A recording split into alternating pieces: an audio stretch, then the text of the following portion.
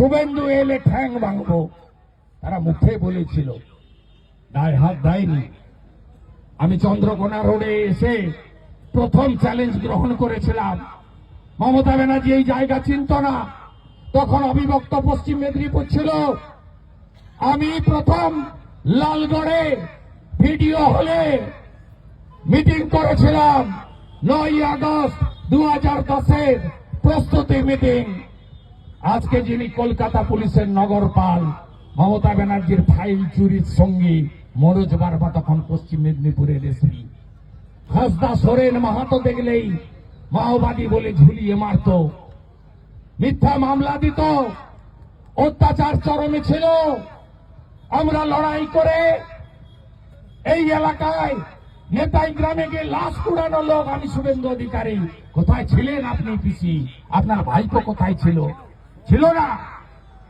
এই অসভ্য, এই দেবকুমার দে, দেবাঞ্জন মন্ডল, মণিকাঞ্চন, ঠিকাদার বাণীব্রত, জিহাদি জঙ্গি শাহরুখ, আমি মনে করেছেন আপনাদের ছাড়বো?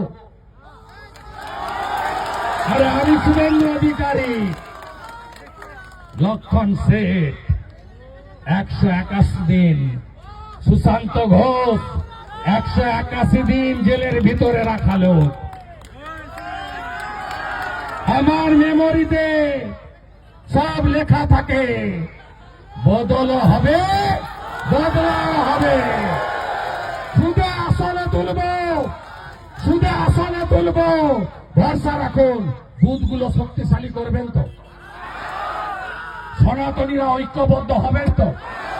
জাত পাত কি করো বিদায়, হিন্দু হিন্দু সঙ্গে নিন, আদিবাসী মূলবাসীদের একসঙ্গে নিন, রাষ্ট্রবাদীদের নিন, নিয়ে লড়াই করুন। আমি বলছি আপনাদের, মেদিনীপুরের ওই অংশটা তো আমরা ফাঁকা করে দিয়েছি। গত লোকসভায় 16টার মধ্যে 15টা লিড, ঝাড়গ্রাম আর পশ্চিম মিলে 19টা সিট আছে। এই 19টা সিট আপনারা মোদিজিকে দিন। ফুল তুলবেন আপনারা, অঙ্ক মিলাবো আমরা।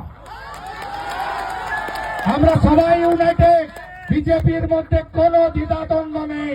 আমাদের একটাই সংকল্প, পরিবর্তন, পরিবর্তন, পরিবর্তন।